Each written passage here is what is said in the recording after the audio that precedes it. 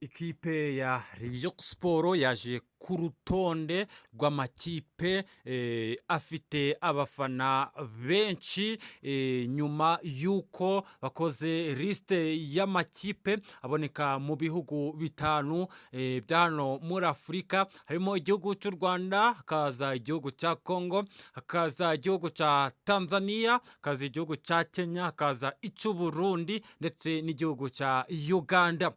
U Rwanda rwabaye urwa mbere kuko rufite ikipe ya Rayon Sport ifite abafana hirya no hino mu bice bigiye bitandukanye by'isi, aho dusanga abadiaspora ndetse n'ababa mu Rwanda abenshi cyane ari bafana ikipe ya Rayon Sport. Nguru rutonde rero rukomeye rw'amakipe atanu ya mbere afite abafana benshi, dore ko Rayon Sport ariyo ibanza ndetse anariyo ifite abafana benshi cyane. Tugiye kuza tubahereze amakuru ko ibintu bimeze ndetse turababwira n'uburyo ikipe ya Rayon Sport yubatswemo ndetse n'uburyo ibintu biri kugenda neza gatanu kuri gatanu. Nyuma y'aho ikipe ya Rayon Sport yegukanye igikombe cya Sekafa Kagame Cup, bikomeje kugenda biba nk'ikimenyetso, nk'amateka atazibagirana hano mu Rwanda, dore ko Rayon Sport ariyo kipe yonyine yakoze aya mateka yo kuba izamu ryabo ryarinjiyemo ibitego bibiri gusa, mu gihe andi makipe yo kugira ngo abashe kwegukana finali usanga yarakubiswe ibitego byinshi cyane. Ndetse kandi turaza no kubabwira uburyo imyitozo ya Rayon Sport irimo gukorwa yitegura. Rero ese Rayon Sport iteguye gute amatsinda, yiteguye gute imikino ya CAF, yiteguye ite shampiyona 2026 2027.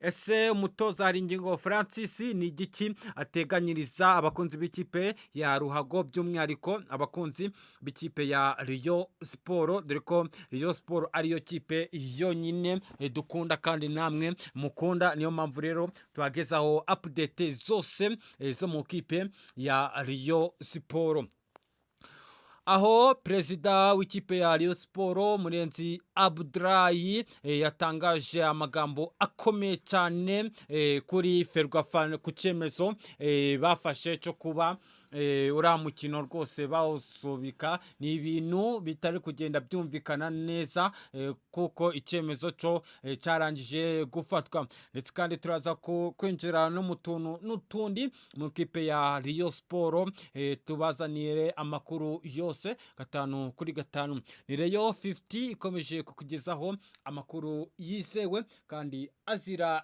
ibihuha. Wibuka kudushyigikira ukanda subscribe ndetse kandi ukibuka no gukanda kunzogera kugira ngo utajucikanwa n'amakuru ndetse n'ibiganiro tugenda tukugezaho mu kipe ya Rayon Sport.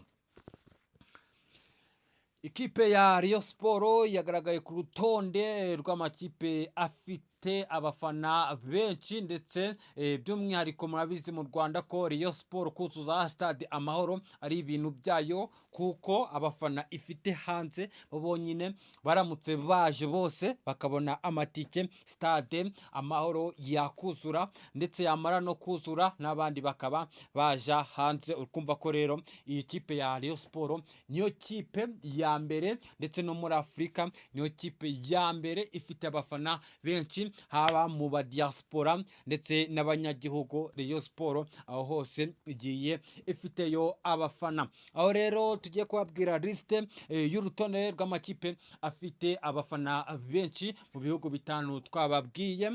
Aho rero kipe ya mbere ni ikipe ya Rayon Sport, hakazaho ikipe ya Yanga Africani ituruka mu gihugu cya Tanzania, hakazaho ikipe bita Simba ituruka nayo mu gihugu cya Tanzania, hakaza n'ikipe bita Vitalo FC, hakaza n'ikipe ituruka hariya mu gihugu cya Repubulika Iharanira Demokarasi ya Kongo. Ngurwo urutonde rero rw'amakipe akomeye atanu, amakipe afite abafana benshi ku rwego rwo hejuru. Rayon Sport rero si ugukundwa kuko ifite n'ubuhanga bukomeye cyane, haba mu myitozo, haba abakinnyi ndetse n'abayobozi bayo, ni abayobozi beza ndetse bakomeza kugeza ku bakunzi bayo ibintu byiza kandi bishimishije, ndetse by'umwihariko abafana ba Rayon Sport bo bahorana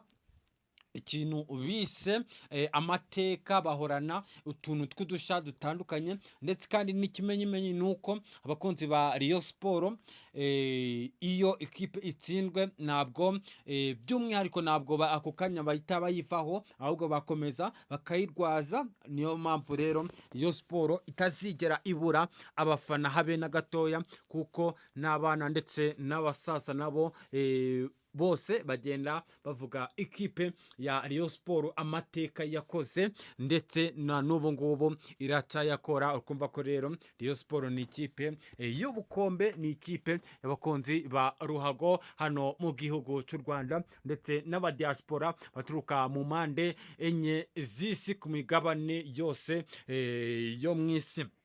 Aho ikipe ya Rayon Sport ikomeje imyitozo rero itegura imikino ya CAF, ndetse irimo gushakisha amatsinda, kuko niyo ntego ubu ngubu Rayon Sport ifite. Aho ubu ngubu rero imyitozo hari ingingo rwose abakinnyi bo ari kubashusha, imyitozo bari kuyikora mu buryo buziguye cyane, mu buryo bwiza, kugira ngo yitegure, kuko kipe bazahangana ni amakipe rero aba yagiye azi icyo gukora, ndetse rero na Rayon Sport abakinnyi bazi icyo gukora. niyo mpamvu rero Rayon idakwiye kuryama, igomba gukora cyane. Anariyo mpamvu rero umutoza hari ingingo Francis kabisa akomeje kugenda akorera akantu ka sure deal.